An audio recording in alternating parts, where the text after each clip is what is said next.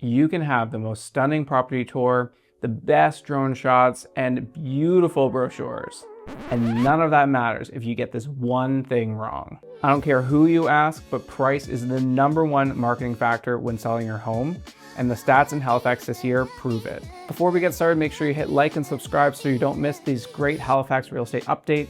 Also, if you're thinking of selling, there's a link in my bio to my website where I've got resources for sellers, as well as a calendar link where you can book a time to chat about your property and how we position it correctly on the market.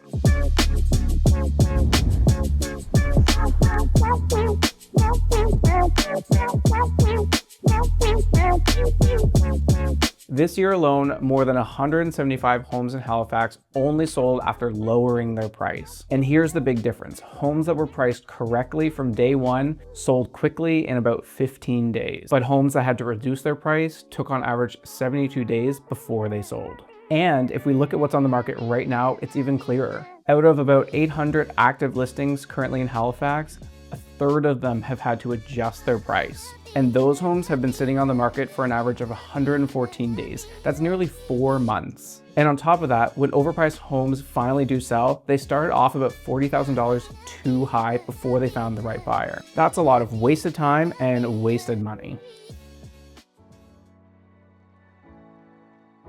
So why does this keep happening? One reason is trying to leave room for negotiation. People are expecting so much out of their home and they're thinking if we list high, it'll just leave room for buyers to come in at a low price and we can meet somewhere in the middle. That's not how today's market works. Across Halifax, homes are selling for about 99% of their list price. Buyers aren't negotiating down tens of thousands of dollars. They're offering fair value. And as a seller, if you overshoot, they'll just move on.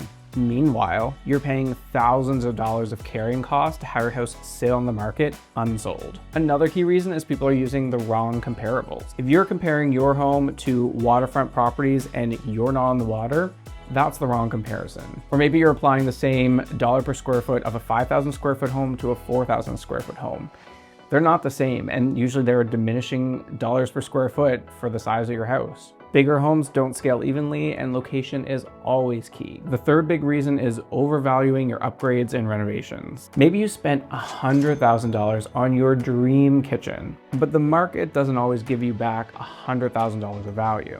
A buyer may not value the beautiful epoxy floors you did in the garage, or appreciate how much money you spent on your landscaping. They're great to live with, and they add value to a certain point, but beyond that, if you've overspent, a buyer's not going to pay up for it. There are definitely diminishing returns.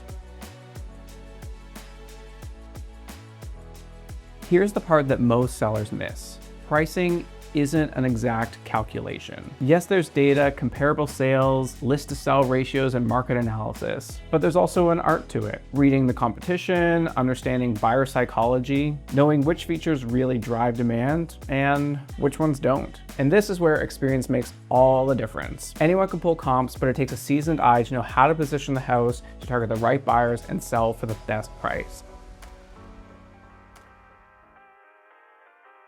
Now, don't get me wrong, marketing matters. Beautiful photos, excellent video, and a strong campaign really do highlight the best of the home. And it's something that I put a lot of focus into my marketing. Marketing gets buyers to the door, but if the price is wrong, no amount of marketing is going to save it. Buyers will simply move on to the next listing. The bottom line, price is your most powerful marketing tool. Get it right from the start, and the stats say you'll sell your home in about 15 days on average. Get it wrong, and you could be waiting months to sell, incurring thousands of dollars of extra carrying costs, and in the end still sell for less. If you found this helpful, let me know in the comments. And if you're looking for specific advice on your home in Halifax, be sure to reach out. My contact info is in my bio. I would love to help you talk about positioning your house in the best light. Tune in next week. I'll be breaking down the top communities for first-time home buyers in the Halifax area, so you won't want to miss that.